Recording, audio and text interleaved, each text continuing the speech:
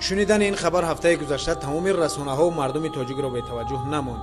хабари кушта шудани як ятими кул Зиёдбек Ҷураеви 17-сола аз ҷониби Рустам Ҷураев, директори бозори Назари Нек дар ноҳияи Бобоҷон Ғафурови вилояти Суғд, дар пайи ин ҳодиса ба сомонаи шабакаи якуми Кумитаи телевизион ва радиои назди ҳукумати ҷумҳурии Тоҷикистон мактубе ворид шуд, ки аз мушкилиҳои зиёд дар мактаб-интернати мазкур нақл мекард. Мактаб-интернате, ки Зиёдбек Ҷураев онҷо зиндагонӣ менамуд. Барои муайян намудани ҳолу аҳволи хонандагони интернати мазкур рафтем ба шаҳри Чкал, вилояти Суғд. рӯзе ки барои наворбардорӣ ба ин хона интернат рафтем, нисфирӯзӣ буд ва хонандагон ба хӯроки нисфирӯзӣ тайёрӣ медиданд. бояд бигӯям ки роҳбарияти ин муассиса аз омадани мо огоҳӣ надоштанд, чун сабаби аслии ба дуздӣ даст задани Зиёдбек Ҷураев ва Эраҷ Исоевро дар гуруснагии онҳо мегуфтанд, мо ҳам бештар таваҷҷӯҳ кардем ба хурду хӯроки ин хонандагон. ҳар рӯз хӯрокашон аз рӯи таомномае ки тасдиқ карда мешавад ва аз тарафи пажӯҳишгоҳи вазорати саноат ва технологияи нав ки муайян кардааст дар хадгон миқдор ғизо дода мешавад барои кӯдакону ва наврасон. аз рӯи ҳамон амирӯз мана ба вегон вай мо аз ташриф шумо хабар надорем. мана беентон мана чӣ хӯрок як мана дар вай мана аз афшураҳои сунини афшураҳои вай ки мо дастрас кардагӣ ин шафтои себу вай метавонем мо ҳамаш аз ва дина меомӯйтон. мана дина мо бо хомшӯрҳои тоҷикӣ кардем, ош палов берем ба дек кардагӣ будем, ҳавоки хункас мо ғизо серғизо метавонем зимистон буди намонад. касе ки агар хоҳад мана анҷа бо иловагӣ иловагӣ ҳам бо имкони гирифтан ҳаст. ҳайвон ваяш нест. пеш аз оне ки директори ин муассиса моро ба атоқи кориаш даъват намояд, аз ӯ хоҳиш кардем ки пешопеш амборҳои хӯрокҳои хона интернатро ба мо нишон диҳанд. амборе ки авоқҳои хӯрокҳо нигоҳ дошта мешавад, ҳамин ваҳо чой, мана қандивай сафед, мана бо тои печени, дигар чизо ҳаст, мана орд, мана дигар ярмаю, дигар чизо макарон, ҳама чизо ҳамчи нигоҳ дошта мешавад. мана ин холодильник, мана равғани зард ва равғани маска мегӯям, мана колбаса барои хӯроки саҳарӣ чошба бо бегоҳиё ки баъди ужин мекунад бо ҳамроҳшон якти булочка колбаса ки бутерброд мегӯям карда метиҳам ё печени метиҳам. инҷа тухм мана инҷа гӯшт нигоҳ дошта мешавад ҳар рӯза. хӯрокашон бегӯшт ягон бор хӯрок напухта аз рӯи ҳамон ғизое ки муайян карда шудааст ваяш ки гӯшт ҳам пухта мешавад. мана тухм мана боз як амбор ки захираҳои ман инҷа дар инҷо биринҷ, мана орд, нахӯд, мана вай мегӯям гречка, мана инҷа крупа мандаи мегӯям шакар, ин тараф мана шири хушк, мана инҷа равған ки инҷа мана захира. дар рафти сабти барнома мо аз роҳбарияти мактаб-интернат хоҳиш намудем моро бо ҳамсинфони марҳум Зиёдбек Ҷураев ва ҷабрдида Эраҷ Исоев рӯбарӯ кунанд. чун мактуби ба сомонаи шабакаи якум ирсол шуда аз номи ин хонандагон гуфта мешуд ва аз мушкилиҳои зиёди ин муассиса нигаронӣ мекарданд. қабл аз оғози суҳбат мо аз директори ин муассиса Қаҳрамон Умедов хоҳиш намудем моро бо хонандагон танҳо гузоранд, то онҳо тавонанд аз мушкилиҳои худ нотарсона ҳарф зананд. пеш аз оне ки мактуби шикоятиро ба директор нишон диҳем, мо онро дар танҳоӣ бо хонандагон баррасӣ намудем, вале ғайри чашмдош барои мо хонандагони ин муассиса далелҳои мактубро ба куллӣ ва шадидан рад карданд. мадамин вахи намешуд охи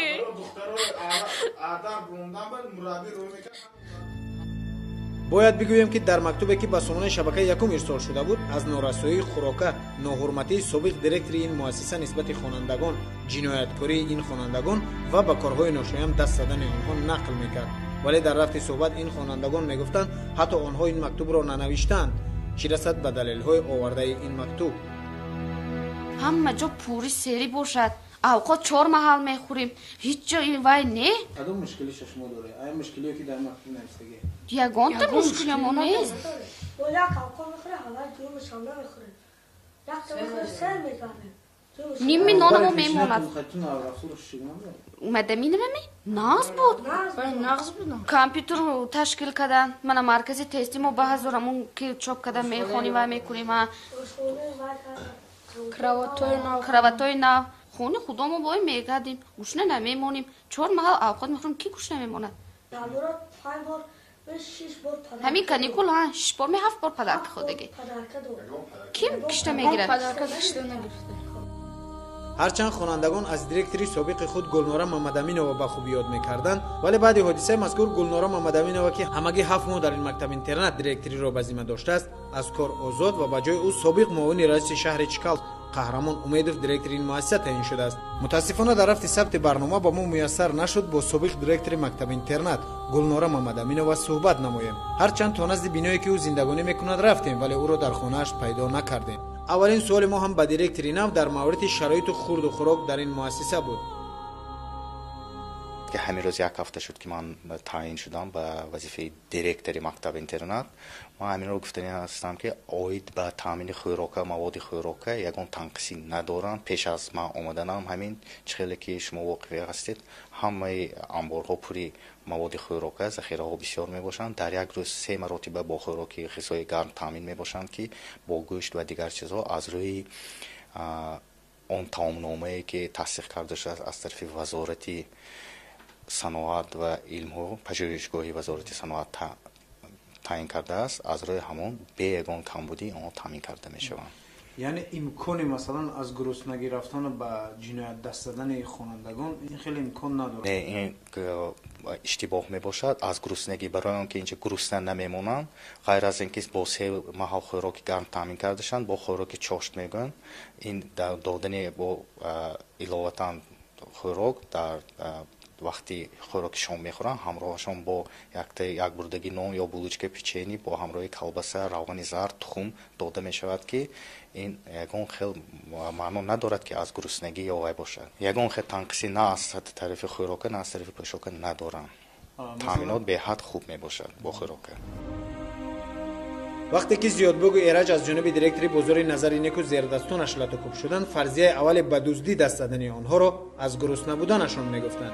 ولی در یک صحبتی که ما با ایرج ایسویف یتیم دیگری که بعد لطوکوب در بیمارخانه مرکزی شهر چکالف نگهداری میشود داشتیم، او میگفت آنها برای آن گفتند گرسنه‌اند که از زیر مشت و لگد دیرکتور و زیردستانش خلاص شوند. ساعت یا 11 بود 11 نیمه بود. مستر اومد با گفت که خورایتون گفته جان کرد. بچه‌ها که خور رفتیم خوبم بود که زیاد گنده گفت که خیلی یک جا میریم گفت. من گفتم کجا میریم؟ یک کار دارم گفت. بعد رفتیم گفت که این کارم وای نمی شد میبریم اینترنت بگفت. بعد رفته سبدیم که مغازه همون روزگار دیده گفت که من همون میکشم گفت. من همون میکشم گفت. بعد رفت من در پیشی و پول گذرونک بانکمات دیگه بودم و رفته در با واسطی عطفیور که کشود. بعد من اجازت که بیاد درو. بعد همونجا درومدیم و اونجا روشن بود. بعد کسی دیده گفت که همون کسی راو بینک پولش باشد من با گرون وارده تی گفت. بعد رفتم که یکم پول کش با پول بوده گرفتم کشم اونده ما گیر گمگر گفت که اینه وای قلور اونداست گفت. بعد هر ما رو شدیم بینم اونجا بس کلاد بوده یکتا درونی سکلاد با دروندیم چیقه ایستادیم. بعد یکتا قلور اومده داره کشید کشوده نشد. بعد بود دیگر آدمای جیغزه. بعد یکتا قلور گفت که همون درومه باشی به نقص برو مونته هیچ کار نمیکنیم گفت. بعد مون ترسه نبروندیم. بعد یکتا قلور یک مردک پرسید که بو یکون جو در های میگفت. بعد وای گفت که ها طرفی آشخونه های گفت. من طرفی دری آشخونه بشتگی بودم. زیادبک طرفی دری مگزین بش ایستادگی بود. بعد درک شدن که من در لبی داشتم یک بچه من کشید و زدن سر کرد. بینم کرد زیادبک در اونجا ششتگی از سرش خونم داشت. اینی من از سرش خونم داشت. بعد پرسیدن که شما یک جا من گفتن اینترنت. بعد با اقارت کردن و بعد مون راست موندن و بعد پیش وای برفتن و سوال دادن که تو اگجو برای چی دوزیوم دیگه نگر وای جواب نداد. بعد همون حوجی استلی پوچکه گرون سرش به یک دزد که یک داشت من مشکتی زده غلطونده بود زدن سر کردم. بعد همون حوجی سرش بزد من هم چیقه زدم. بعد به دست چیقه خیزم بینا زیادبک در دیوال رو ستاده. زیادبک همین دیدم دیوال رو وای شده که بعد اونده 2-3 بار زنم اگر نفس کشتی که برین 2 بار کرد.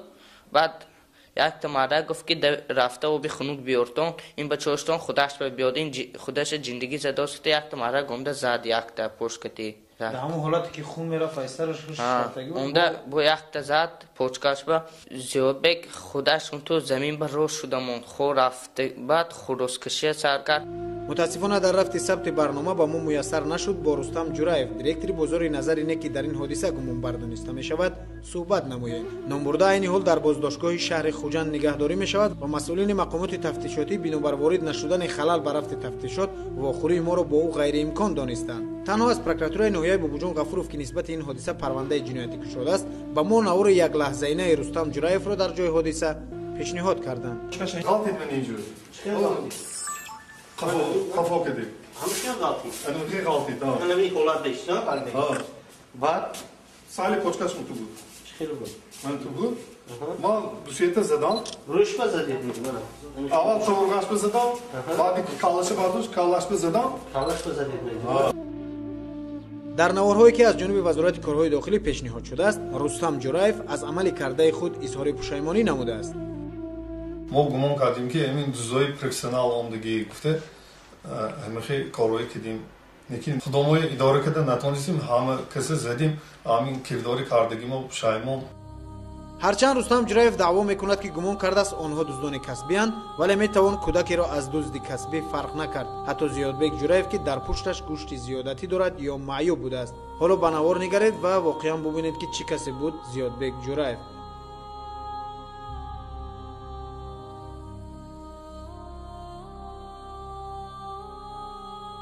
این نوارها را که تجلیل سال نو میلادی است و 15 روز پیشتر از حادثه مذکور ثبت شده است خوانندگان مکتب اینترنت به ما پیشنهاد نمودند.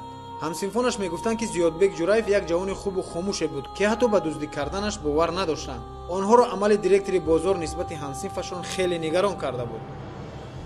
همین زیادبک ما همسنفش هم پرتش یگان بار من نشوندم که این دوزی میکند و خیلی گفته. من نمیدونم این یکی یک بار دوزی زده است می اکون گفته نمیتونم دیگه من یگان بار شوندگیم نه دوزیشه. اون از جوره نداشتن که یگان کس که جوره نمیچیم خط تیخ میگشت. یک تیرش که یک میگشت ما خوب بودیم اصلاش در جوگا خوب بودیم ساعت 12 اصلاش سمینی شبانه از بنده خبر گرفته بود همه یا بعد که ساعت 5 سر 6 سر بود در یک گروه خوب بودیم که یک دیرکتور اومدن و گفتن نمیخه زیادبک مرد است. من دخترم فکر کنم در تخ خوبش برام دام جوگاش من خیلی نگفت که دوزی راستو زدن مرد است. یعنی شما چی مثلا در تصور نداشته که زیادبک دزدی؟ ها این فابشه نمیدونستم که دوزی رفته که من خودم فکر کنم در جوگی خوبش این کار شده. اصلا سمجمم رفتگی همون حاجی دید است که همین حاجی حج رفته چند بار اخلاص کار نمیکرد که بچه خبرنده گوش نموندم گفته است راست گفته است اگه 1 کیلو 2 کیلو سو قانت یگان 9 پوند گشته بعد دو سمس اومده اینترنت که برده ملیسی به قبول شرط نوی گرفته زن بود اجرا اسپورت کار گفته است ما اینترنت گفتم مراجعت کار از دکلات کار از خودش گفته است که من تو مکتب اینترنت شرط نوی گشته زده تو کار تو همین درجه ورنه خاینش زدی دوش پلاق اینش هم دوش پلاق زنده خودمون کیم زیک زدن میخواد تو مردن بیاره. در نوارهایی که از جانب وزارت کارهای داخلی پیشنهاد شدند دیده می شود که کارمند خدمات بخطری بازار نظر نیک بابور یوسفوف از همه بیشتر در راه کوب یتیمان دیرکتری بازار را گناهکار می‌داند. همزمان با گفته نامبرده بعد این حادثه رستم جورایف آنها را برای دادن معلومات‌های بردروغ هدایت نموده است. کدومی‌هاشون با زده آوردن همون جورایف رستم جورایف فقط جورایف رستم میزد. نبی جون دادری نبی جون و یا میزدن وقتی نه من وقتی اینجا اومدم کو من اینجا سالگی بودم من گفتم کو خیلی بود من خیلی قبل سالگی زده همینجا آوردم جورایف رستم خودش زده اینجا آوردم راست کردم رستم گفتم که جو که ما الترناتیو چیکاوس بعد که ما گوشم موندم هم با التماس کرد چی گفت جواب که گفت اون چی گفت نه التماس کرد و نزنه گفت و بچه این بچه که نزنه گفت اون خیلی زد این زد خیلی زد من زدم پوچکش را غلط دیدم اینجا من که غلط دیدم اینجا زد غلط اوجی اینش هم زد غلط این بره من خیلی میزد من خیلی سرش که زد اصلا بعد از حادثه رستم جمع گفتن که گویتون که کورت کتی حمله کرد بعد من زدم بعد من زدم پارت کتی شامل فیشونه خیلی آورده همینجا مونده هر روز زده کردن تولد کردن یکی مقابله نشان دادیشون با اطلاع پروکراتور نویه بوجون غفورов عین حال نسبت 3 نفر در پی این حادثه پرونده جنایتی کشیده شده است که میتواند طبق این ماده مجرمین را به مدت از 12 تا 20 سال روانه زندان نمایند. اویدی حادثه مذکور از طرف پروکرور نویه نسبت جوراев رستمجон محمودович فیضیف اهلدین دادوبویچ و یوسفов бобурҷон баҳодурович бо аломатҳои банди в қисми 3 моддаи 110 кодекси ҷиноятии ҷумҳурии тоҷикистон парвандаи ҷиноятӣ оғоз карда шуда аз рӯи тобиат барои таъмини тафтиши пешакӣ ба шӯъбаи вазорати корҳои дохилии ҷумҳурии тоҷикистон дар ноҳияи бобоҷон ғафуров парванда фиристонда мешавад. ин парвандаи ҷиноятӣ бевосита таҳти назорати прокурори вилоят ва ҳам прокурори генерали ҷумҳурии тоҷикистон қарор дорад. талаботи моддаи қисми 3 моддаи 112 мутобиқи талаботи кодекси ҷиноятии ҷумҳурии тоҷикистон маҳрумӣ аз озодӣ ба муҳлати аз 12 то 20 солро пешбинӣ мекунад. واقعا هم باید برای هر جنایت جواب گفت و برای این نهادهای مخصوص موجود است و انسان حق ندارد خودسرانه نفر را برای جنایت جزا بدهد. نفرانی را که در تاجیکستان از پشت این ملت دارای جمع نمودند خوب است که بجای به این حد رسانیدن معیوب یا یتیم به آنها کمک میکردند. جواب دادن به جنایت یک یتیم با چنین شیوه نه رفتار مسلمانی است و نه رفتار انسانی. همون گونه که از نوارهای وزارت کارهای داخلی معلوم است دیرکتور بازار نظر نیک رستم جوراев ادعا میکرد که از عمل کردهش پشیمان است. اگر واقعا هم رستم جوراев با این همه داراییش از کرده پشیمان است پس چرا نتوانسته است تا امروز به خانواده زیادبک جوراев هلاک شده یا ایرج عیسایف در بیمارخانه بوده کمک نماید؟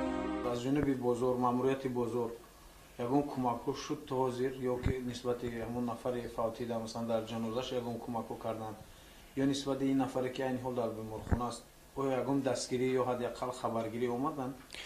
من در دام فعالیت خودم گفته میتونم که یک هفته من 7 روز شده است که من همینجا فعالیت میبرم لیکن از طرف بازار یا اینکه از طرف خویشاوندان و آیدی خبرگیری یا اینکه دستگیری کمکی مادی کردن یا خبرگیری در بیمارخانه‌ای که ایرج عیسایف که لط گرفته خوب رفته است مشاهده نشده است. حالی ناآمده من ندیدم.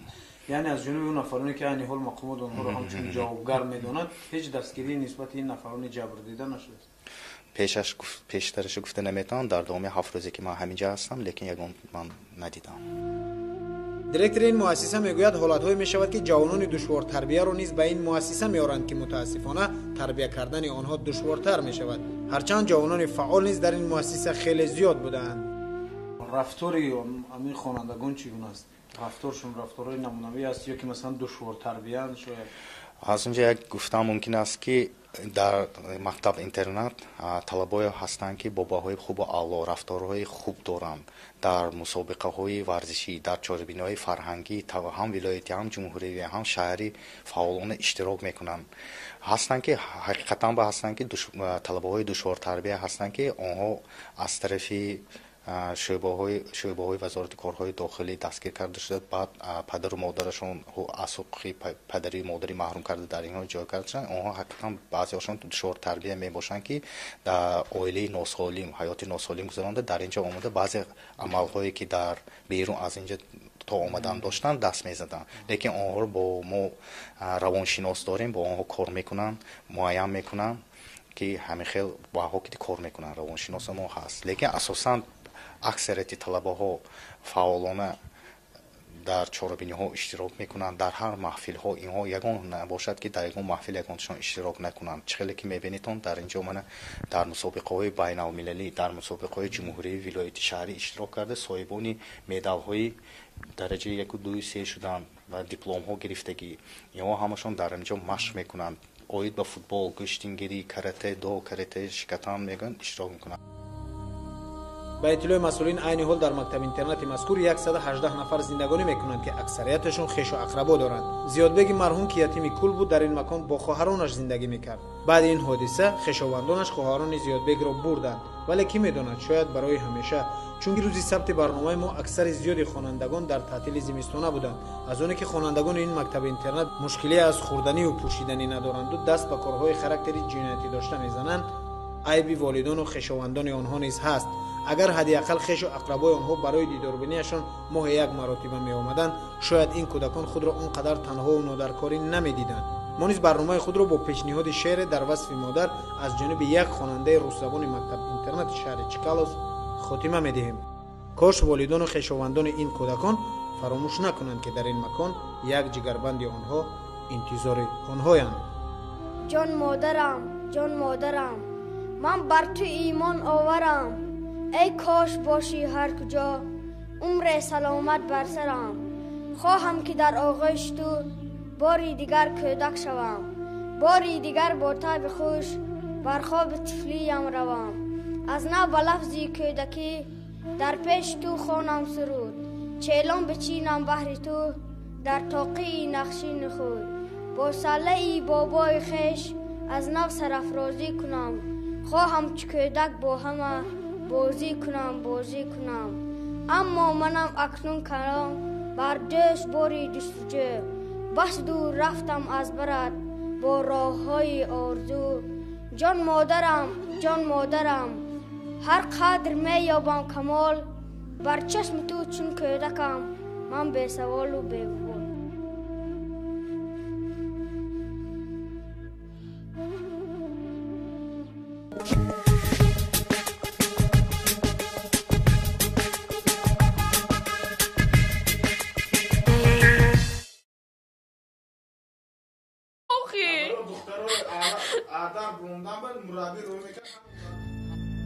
باید بگویم که در مکتوبی که به سامانه شبکه یکم ارسال شده بود، از نارسایی خوراکه، ناحرمتی سابق دیرکتور این مؤسسه نسبت خوانندگان، جنایتکاری این خوانندگان و به کارهای ناشایان دست زدن آنها نقل میکرد. ولی در رفت صحبت این خوانندگان میگفتند حتی آنها این مکتوب را ننوشتند، چی رسد به دلیل‌های آورده این مکتوب. همه جا پوری سری باشد، اوقات 4 محل میخوریم، هیچ جا این وای نه. کدوم مشکلی شما داره؟ آیا مشکلی که در مکتوب نوشته یگان تا مشکلی ما نیست. با یک اوقات میخوره حالا جور شام نمیخوره، یک تا میخوره سر میکنه، نیمی نانمو میموند. خطون رفتارش چگونه بود؟ اومده مینممی؟ نغز بود. کامپیوتر رو تشکیل کردن، من مرکزی تستی ما به هزارمون که چاپ کردن میخونیم و میکنیم. کراواتای نو خونه خدا ما باید میگردیم، گوشنه نمیمونیم. 4 محل اوقات میخوریم، کی گوشنه میموند؟ همین کنیکول ها 6 بار 7 بار پدرک خودگی کیم کشته میگیرد؟ هرچند خوانندگان از دیرکتوری سابق خود گلناره محمدامینова به خوبی یاد میکردند، ولی بعد حادثه مذکور گلناره محمدامینова که همگی 7 ماه در این مکتب اینترنت دیرکتوری را به ذمه داشته است، از کار آزاد و به جای او سابق معاون رئیس شهر چیکال قهرمان امیدوف دیرکتور این مؤسسه تعیین شده است. متاسفانه در رفت ثبت برنامه با ما میسر نشد با سابق دیرکتور مکتب اینترنت گلناره محمدامینова صحبت نماییم. هرچند تا نزد بینایی که او زندگانی میکند رفتیم، ولی او را در خانه‌اش پیدا نکردیم. اولین سوال ما هم به دیرکتوری نو در مورد شرایط خورد و خوراک در این مؤسسه بود. که همین روز یک هفته شد که من تعیین شدم به وظیفه دیرکتوری مکتب اینترنت. من همین رو گفتنی هستم که اوید به تامین خوراک، مواد خوراک یگان تنقیصی ندارن. پیش از من آمدنم همین چخیلی که شما واقعی هستید، همه انبارها پوری مواد خوراک، ذخیره ها بسیار می باشند. در یک روز 3 مرتبه با خوراک غذای گرم تامین می باشند که با گوشت و دیگر چیزها از روی اون تامین‌نامه‌ای که تصدیق کرده شده از طرف وزارت صنعت و علم و پژوهشگاهی وزارت صنعت تعیین کرده است، از روی همون به یگان کمبودی آن تامین کرده می شوند. یعنی امکان مثلا از گرسنگی رفتن به جنایت دست زدن خوانندگان این خیلی امکان نداره. نه، این اشتباه می باشد. از گرسنگی برای آنکه اینجا گرسنه نمیمونند، غیر از اینکه با 3 محل خوراک گرم تامین کرده شند، با خوراک چاشت میگن، این دادن با علاوه خوراک در وقتی خوراک شام میخورن همراهشون با یک بردگی نان یا بلوچک پیچنی با همراه کلباسه، روغن زرد، تخم داده میشود که این یگان خیلی معنا ندارد که از گرسنگی یا وای باشد. یگان خیلی تنقیصی نه از طرف خوراک نه از طرف پوشاک ندارن. تامینات به حد خوب میباشد با خوراک. وقتی که زیادبوگ و ایرج از جانب دیرکتوری بزرگ نظری نیکو زیردستانش لطو کوب شدند، فرضیه اول به دزدی دست زدن آنها را از گرسنه بودنشان میگفتند. ولی در یک صحبتی که ما با ایرج ایسویف یتیم دیگری که بعد علت کوب در بیمارخانه مرکزی شهر چکالف نگهداری میشود داشتیم، او میگفت اونها برای اون گفتند گرسنه‌اند که از زیر مشت و لگد دیرکتور زیر دستانش خلاص شوند.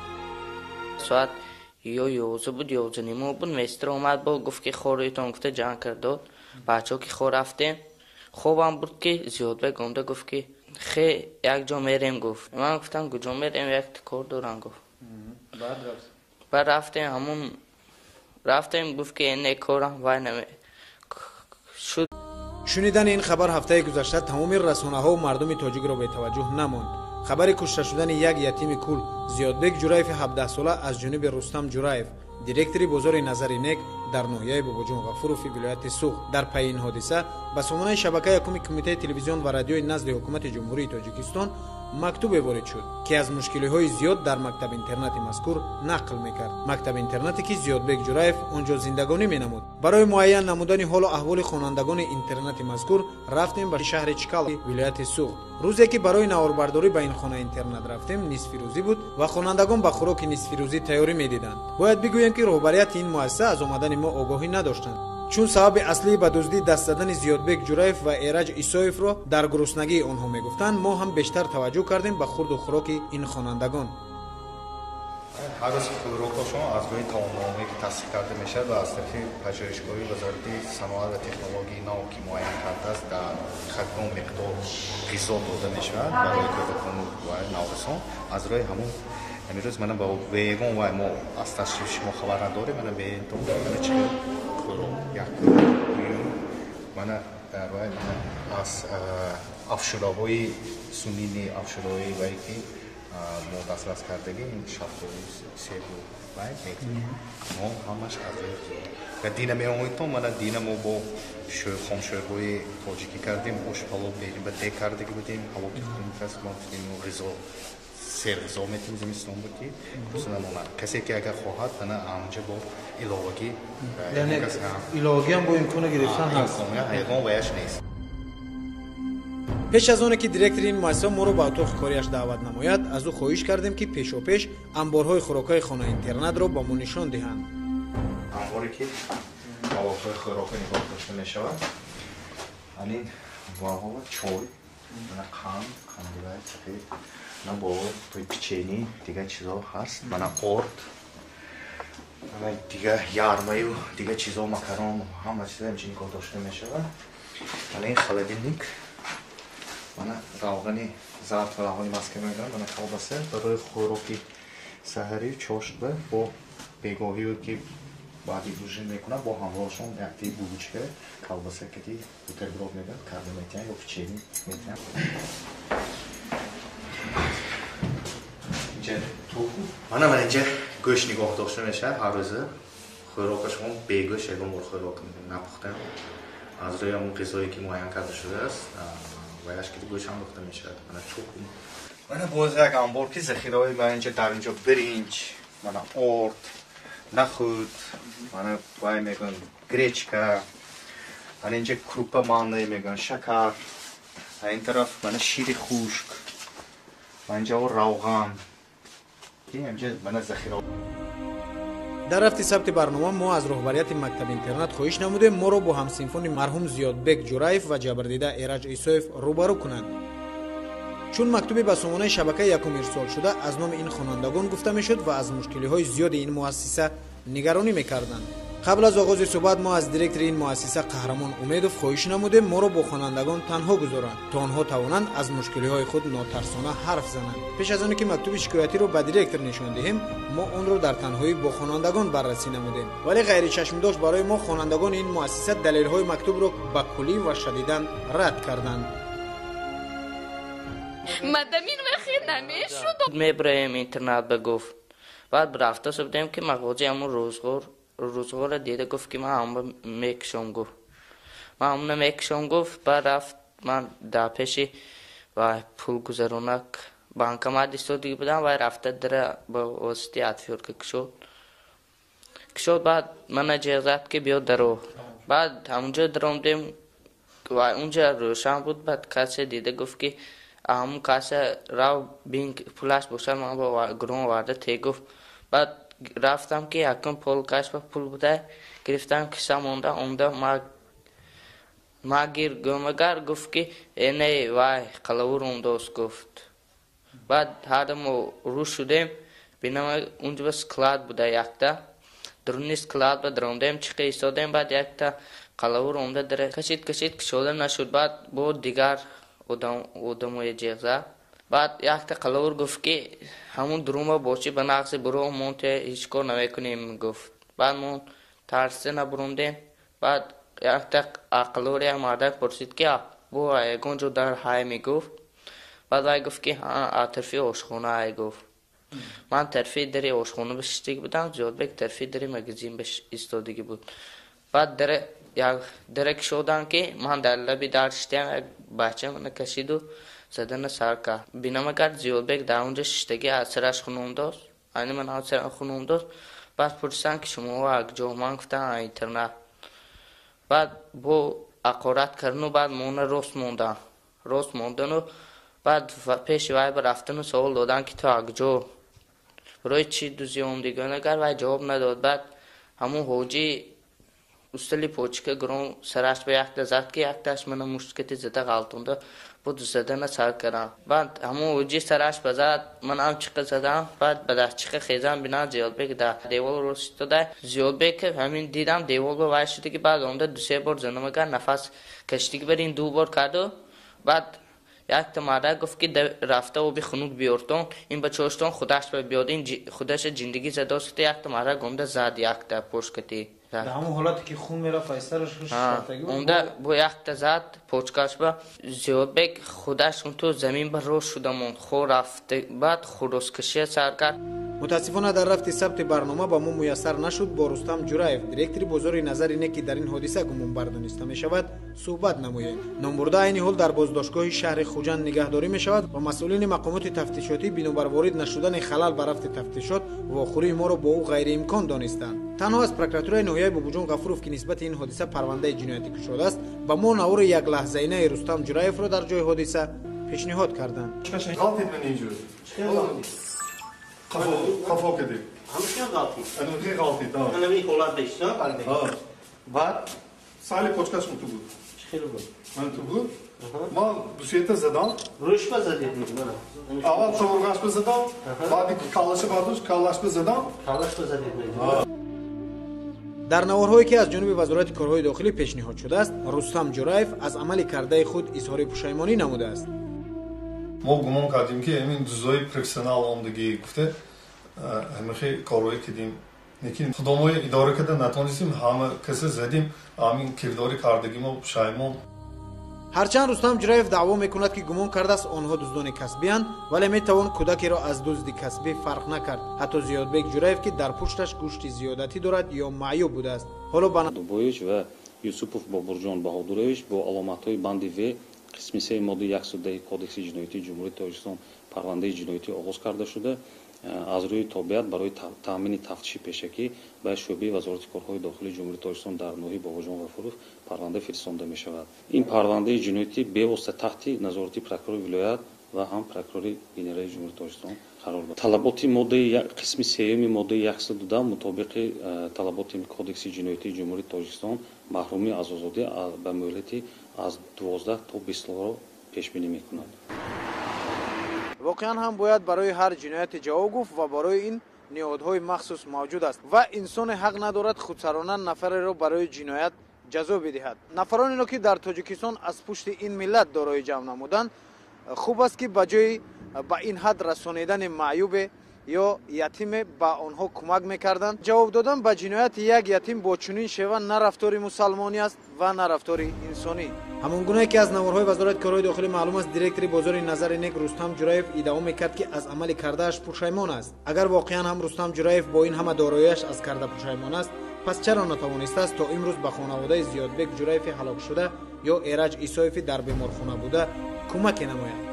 از جانب بازار ماموریت بازار ягон кӯмакҳо шуд то ҳозир ё ки нисбати ҳамон нафари фавтида масалан дар ҷанозаш ягон кӯмакҳо карданд ё нисбати ин нафаре ки айни ҳол дар беморхона аст оё ягон дастгирӣ ё ҳадақал хабаргирӣ омаданд?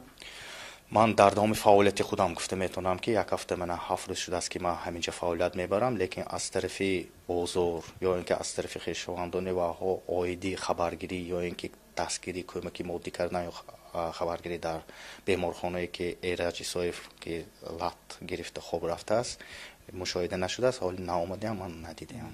یعنی از جانب اون نفرانی که این حال مقامات اونها رو همچنین جوابگر میدونند هیچ دستگیری نسبت این نفران جبر دیده نشده؟ پیشترش گفته نمیتونم، در دام 7 روزی که من همینجا هستم لیکن یگان من ندیدم.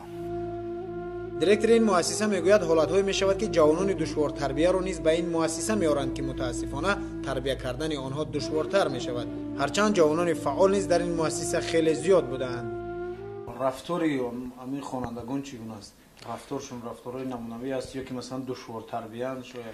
از اونجا یک گفتم ممکن است که در مکتب اینترنت طلبه‌ای هستند که با باهای خوب و اعلی رفتارهای خوب دارند، در مسابقه‌های ورزشی، در چاره‌بینی‌های فرهنگی هم ولایتی هم جمهوری هم شهری فعالانه اشتراک میکنند.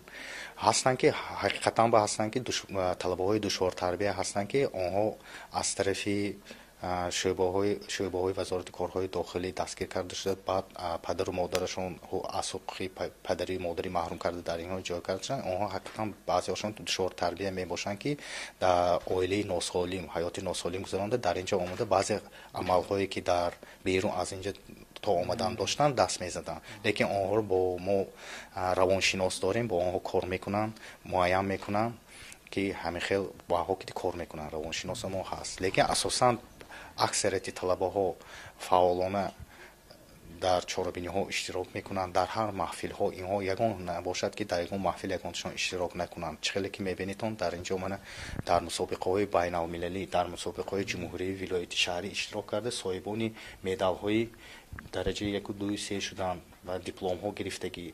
اینها همشون در اینجا مشق میکنند. اوید با فوتبال، گشتنگیری، کاراته دو، کاراته شکتان میگن اشتراک. نوار نگارید و واقعا ببینید که چی کسی بود زیادبک جورایف.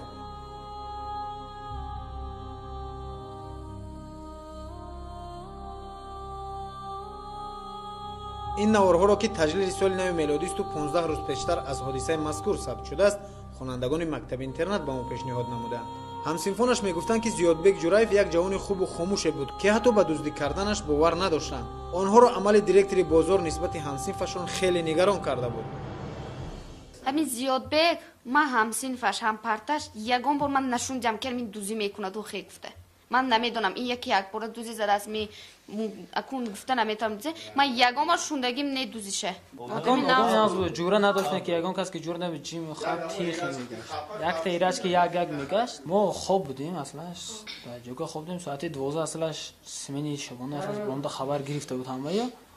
بعد که ساعت 5 سر 6 سر بود در یک گروه خوب بودیم که یک دیرکتور اومدن و گفتن نمیخه زیادبک مرد است. من دخترم فکر کنم در تخ خوب باشه.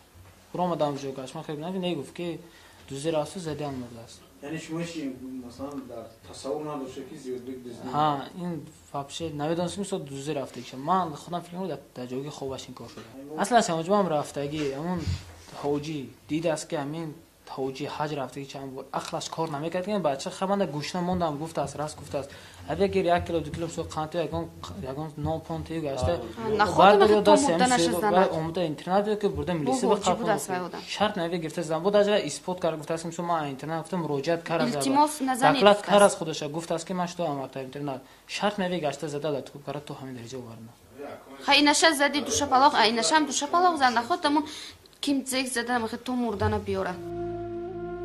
در نوارهایی که از جانب وزارت کارهای داخلی پیشنهاد شدند دیده می شود که کارمند خدمات بخطری بازار نظر نیک بابور یوسفوف از همه بیشتر در رابطه کوب یتیمان دیرکتوری بازار را گناهکار می‌داند.